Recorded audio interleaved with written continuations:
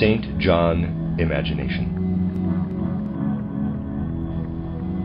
If we now go forward from Easter, the spring festival, we shall need to penetrate much more spiritually into the subject than we had to do in considering the previous seasons of the year. This may sound like a contradiction, but it is not so. In thinking of the Christmas season, we had to start from the way in which earthly material limestone is gradually transformed, and we carried this thought over to the time of Easter.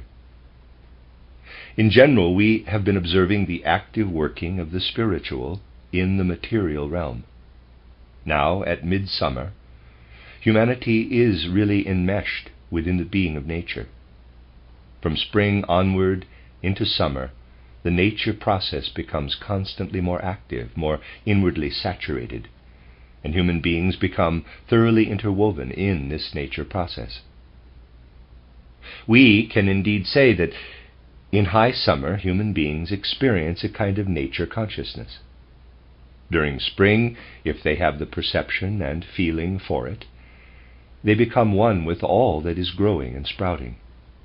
They blossom with the flower, germinate with the plant, fruit with the plant, enter into everything that lives and has its being in the world outside. In this way, they project their personality into the being of nature, and a kind of nature consciousness arises in them. Then, since in autumn nature dies away and thus bears death within itself, human beings too, if they participate in what autumn, the time of Michaelmas, means for nature, must also experience this death within themselves. But in their own selves they must not take part in it. They must raise themselves above it. Precisely when nature consciousness is strongest, a strengthening of their self-consciousness must occur. But in the glow of summer, just because a nature consciousness is then at its height in humanity, it is all the more necessary for the cosmos that, if only human beings are willing, the cosmos should bring the spiritual to meet them.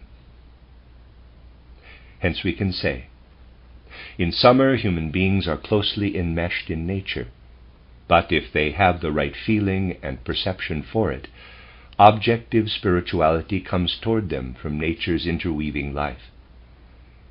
And so, to find the essential human being during St. John's time, at midsummer we must turn to the objective spirituality in the outer world, and this is present everywhere in nature.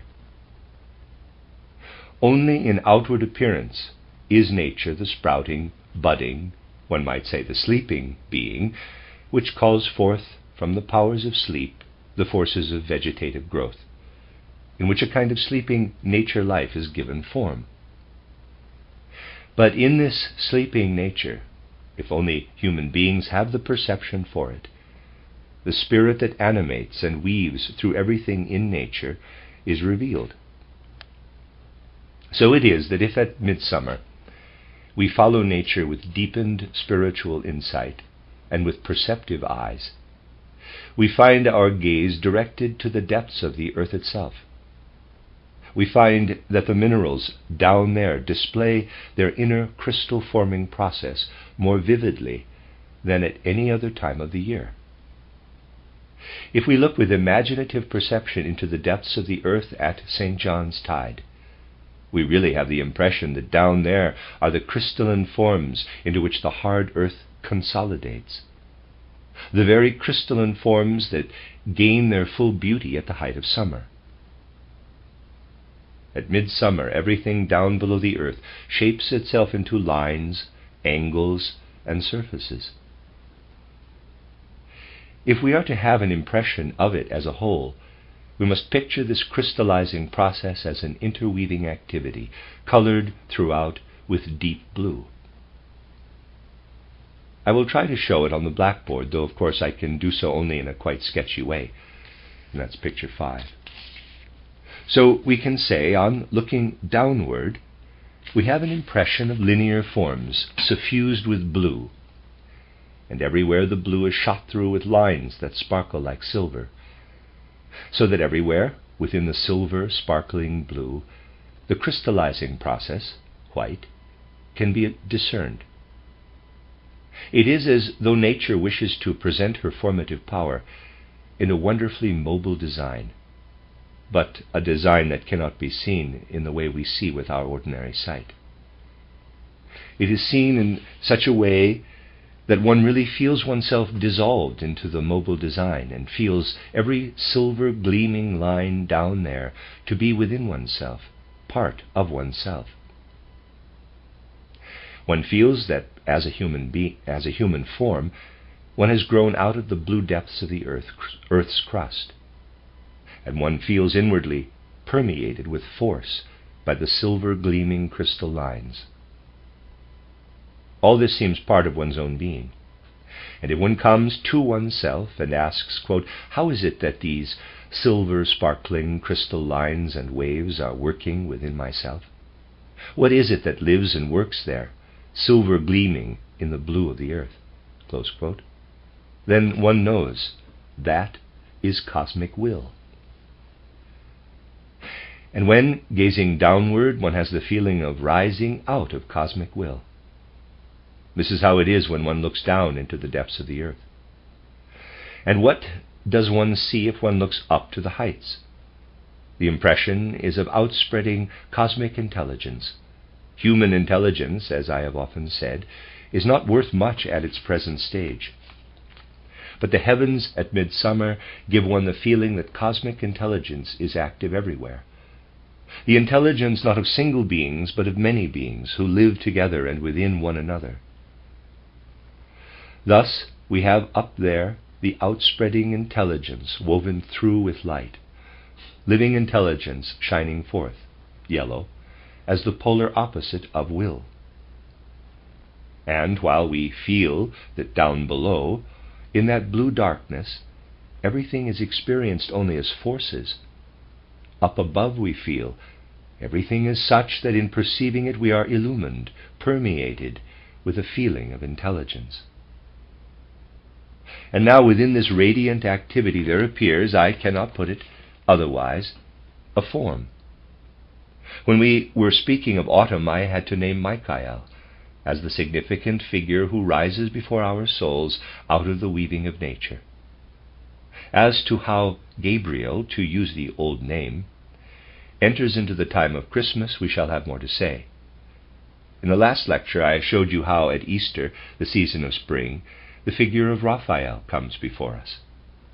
He comes in dramatic guise as the mediator who arouses in us the proper approach through reverence and worship to what the Easter imagination, the cosmic Easter imagination, is.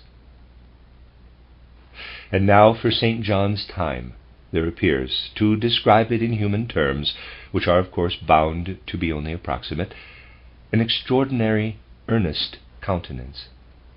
It arises, glowing warmly out of the pervading radiant intelligence, red head in the yellow in picture 5.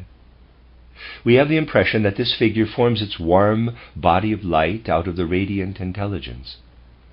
And for this to happen at the height of summer, something I have already described must arise. The elemental spirits of the earth must soar upward. As they do so, they weave themselves into the shining intelligence up above, and the shining intelligence receives them into itself.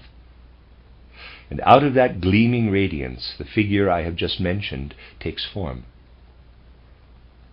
This form was divined by the old instinctive clairvoyance, and we can give it the same name by which it was known then. We can say in summer, Uriel appears in the midst of the shining intelligence. So a little chart. Autumn, Michael. Winter, Gabriel. Spring, Raphael. Summer, Uriel. It is with great earnestness that this representative of the weaving cosmic forces appears in the time of summer, seeking to embody himself in a vesture of light. There are more things we can observe as the deeds accomplished by Uriel in the radiant light. Uriel, whose own intelligence arises fundamentally from the working together of the planetary forces of our planetary system, supported by the working of the fixed stars of the zodiac. Uriel, who in his thought cherishes the thoughts of the cosmos. And so, quite directly, the feeling comes. You, clouds of summer, radiant with intelligence, in which the blue crystal formations of the earth below are reflected upward, just as these blue crystal formations mirror in turn the shining intelligence of the summer clouds. Out of your shining in high summer, an earnest countenance appears, a concentrated imagination of cosmic understanding. Now the deeds of this embodied cosmic understanding, this cosmic intelligence, are woven in light. Through the power of attraction in the concentrated cosmic intelligence of Uriel, the silver forces, white, are drawn upward. And in the light of this inwardly shining intelligence, as seen from the earth, they appear as radiant sunlight, densifying into a glory of gold. One has the immediate feeling that the gleaming silver, streaming up from below, is received by the sun-lit radiance above, and the earth silver, the phrase is quite correct, is changed by cosmic alchemy into the cosmic gold living and weaving in the heights. If we follow these happenings further during August, we gain an impression of something that complements the form of Michael already described. I told you what the sword of Michael is made of, and whence the dragon draws his coiling life. But now, in the radiant beauty that appears spiritually out of the cosmic weaving at the height of summer, we ask ourselves, whence does Michael, who leads us over to autumn, to the time of Michaelmas, derive his characteristic raiment, the raiment which first lights up in golden sunshine, and then inwardly as a silver sparkling radiance within the golden folds? Where does Michael acquire this gold-woven, silver-sparkling raiment? It comes from what is formed in the heights through the upward raying silver and the gold that flows to meet it, from the transmutation of the sun's power of the silver sparkling upward from the earth. As autumn approaches, we see how the silver, given by the earth to the cosmos, returns as gold. And the power of this transmuted silver is the source of what happens in the earth during winter, as I have described. The sun gold, formed in the heights, in the dominion of Uriel, during high summer, passes down to weave and flow through the depths of the earth, where it animates the elements that in the midst of winter are seeking to become the living growth of the following year. So you see that when we come to the time of sprouting, springing life, we can no longer speak of matter permeated by spirit, as we speak of the earth in winter. We have to speak of spirit woven through with matter, that is, with silver and gold. Of course, you must not take all this too literally. You must think of the silver and gold as diluted far beyond the level of human comprehension. Then you will come to feel that all this is a kind of background for the cosmic, light-filled deeds of Uriel, and a clear impression of the countenance and gaze of Uriel will appear before you. We feel a deep longing to understand this remarkable gaze, directed downward, and we have the impression we must look around to find out what it signifies. Its meaning first dawns upon the mind when, as human beings, we learn to penetrate with spiritual vision still more deeply into the blue, silver-gleaming depths of the earth in summer. And we see that weaving around these silver-gleaming, crystalline rays are shapes, disturbing shapes, I might almost call them, which continually gather and dissolve, gather and dissolve. Then we come to perceive, the vision will be different for everyone, that these shapes are human errors, which stand out in contrast to the natural order of regular crystals here below. And it is on this contrast that Uriel directs his earnest gaze. Here, during the height of summer, the imperfections of mankind, in contrast to the regularity of the growing crystal forms, are searchingly scanned. Here it is that from the earnest gaze of Uriel we gain the impression of how the moral is interwoven with the natural world order. Here the moral world order does not exist only in ourselves as abstract impulses. For whereas we habitually look at the realms of nature without asking whether there is morality in the growth of plants or in the process of crystallization, now we see how at midsummer human errors are woven into the regular crystals which are formed in the normal course of nature. On the other hand, everything in the nature of human virtue and human excellence rises up with the silver gleaming lines and is seen as the clouds that envelop Uriel, red. It enters into the radiant intelligence, transmuted into cloud-shaped works of art. It is impossible to behold the increasingly earnest gaze of Uriel directed toward the depths of the earth without also seeing there something like wing-like arms, or arm-like wings, raised in earnest admonition. And this gesture of Uriel's rouses in mankind what I might call the historic conscience. Here, at midsummer, there appears this historic conscience, which at the present time has become uncommonly feeble. It appears, as it were, in Uriel's warning gesture. You must picture all this, of course, as an imagination. These things are quite real, but I cannot speak of them in the way a physicist speaks of positive and negative, of potential energy and so on. I have to speak in pictures that will come to life in your souls. But everything expressed in these living pictures is reality. It is there. And now, if we have come to perceive the connection existing between human morality and the crystalline element below, and between human virtues, and the shining beauty above, and if we take these connections into our inner experience, the real St. John imagination will appear to us. For the St. John imagination is there, just as we have the Michael imagination, the Christmas imagination, and the Easter imagination. So, to spiritual observation, this picture appears as a kind of culmination. Above, illuminated, as it were, by the power of Uriel's eyes, the dove, white. The silver sparkling blue below, arising from the depths of the earth and bound up with human weaknesses and error, is gathered into a picture of the Earth Mother, blue. Whether she is called Demeter or Mary, the picture is of the Earth Mother. So it is that, in directing our gaze downward, we cannot do otherwise than bring together in imagination all those secrets of the depths which go to make up the Earth Mother of all existence.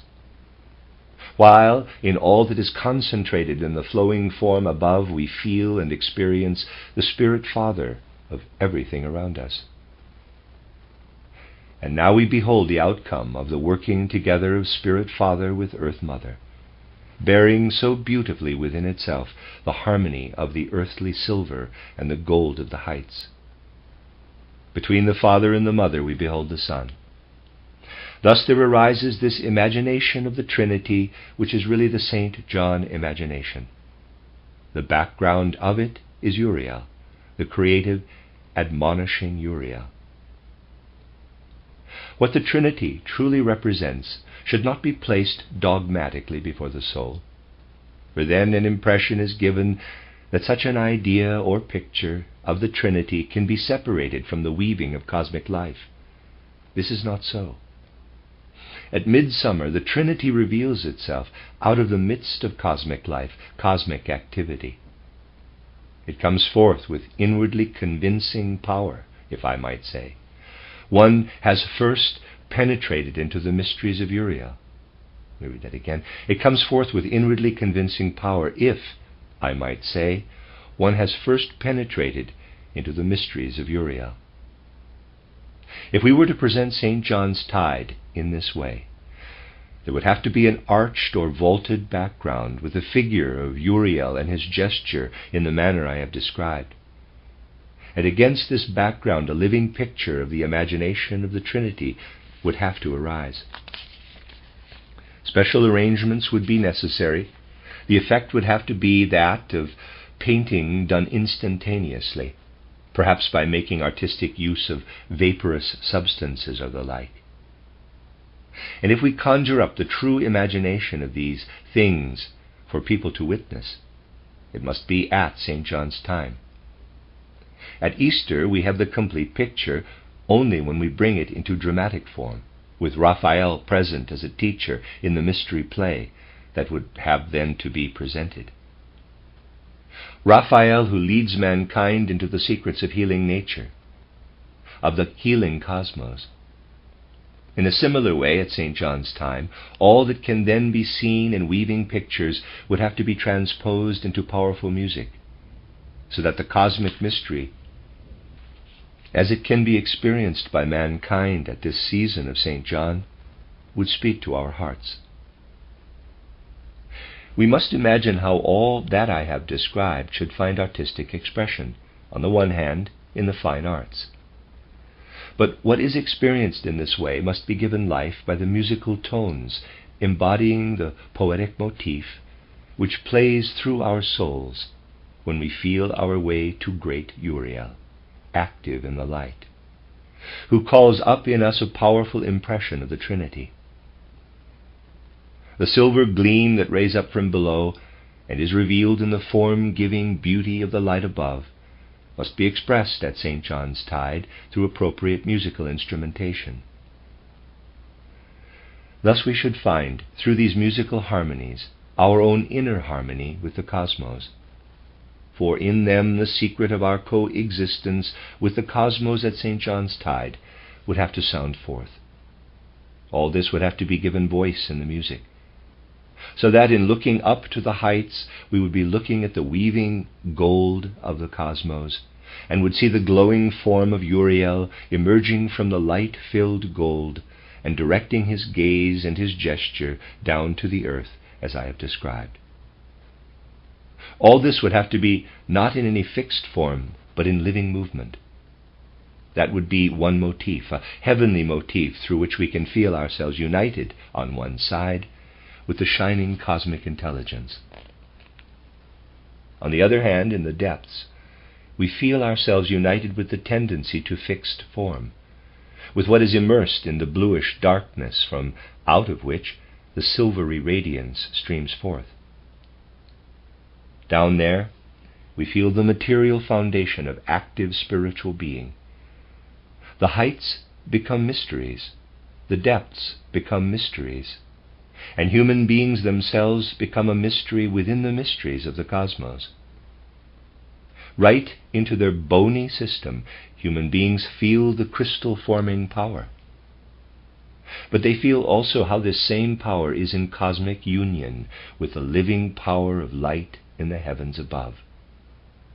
They feel how all the morality taking place in humanity lives and has its being both in these mysteries of the heights and in these mysteries of the depths, and in the uniting of them both. They feel that they are no longer sundered from the world around them, but placed within it, united above with the shining intelligence in which they experience, as in the womb of worlds, their own best thoughts. They feel themselves united below, right into their bony system, with the cosmic crystallizing force. And they feel the two united with one another again. They feel their death united with the spirit life of the universe, and they feel how this spirit life craves to awaken and create the crystal forces and the silver gleaming life in the midst of earthly death. All this too would have to resound in musical tones, tones which carry these motifs on their wings, and make them part of human experience. For these motifs are there. They do not have to be invented. They can be read from the cosmic activity of Uriel. Here it is that imagination passes over into inspiration. Man, however, lives in a certain sense as an embodied inspiration, as a being brought into existence by inspiration, in the mysteries of the heights and depths, and in the mysteries of their conjunction. He lives in the mysteries to which the Spirit Father points upward, the mysteries to which the Earth Mother points downward, the mysteries which are united by the fact that the Christ, through the working together of the Spirit Father and the Earth Mother, stands directly before the human soul as the sustaining cosmic spirit. What is woven out of all these cosmic secrets I may put before you somewhat as follows. It is as though the human being placed in the midst of all that goes on at midsummer were to feel something like this. The first words endeavor to represent how the gaze of Uriel concentrates itself into inspiration, united with the spirit tones of the whole choir. I'm going to read the English before the German on this. 3 stanzas. The first relates to the heights. Behold the active flow, the germinating glow of our warmth engendering life. Schau unser Weben, das leuchtende Erregen, das wärmende Leben. Next one relates to the depths. Experience and live the all-pervading being, maintaining things of earth and things formed of the breath. Lebe irdisch Erhaltendes und atmend Gestaltetes, als wesenhaft Waltendes. The third one relates to the center, the inner being of man. Feel how your very bones share in the heavenly glory, through the power and strength of the union of worlds. Fühle dein Menschengebeine mit himmlischem Scheine, im waltenden Weltenvereine. Here, in these 9 lines in the German, are the mysteries of the heights, the mysteries of the depths, the mysteries of the center, which are also those of the inner being of man. And then we have the whole, gathered up as a cosmic statement of these mysteries of the heights, the depths, and the center, sounding as though with organ and trumpet tones. Es werden Stoffe verdichtet. Es werden Fehler gerichtet. Es werden Herzen gesichtet. Translation: substances are densified, errors are judged and rectified, hearts are sifted. Here you have that which can permeate the human being at midsummer, supporting him, exalting him, strengthening him.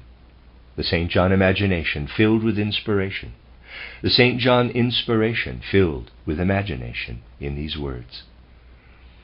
The heights: Schau unser Weben, das leuchtende Erregen, das wärmende Leben. The depths: Lebe irdisch Erhaltendes und atmend Gestaltetes, als wesenhaft Waltendes. The center, the inner being of man. Fühle dein Menschengebeine mit himmlischen Scheine, im waltenden Weltenvereine. Es werden Stoffe verdichtet, es werden Fehler gerichtet, es werden Herzen gesichtet.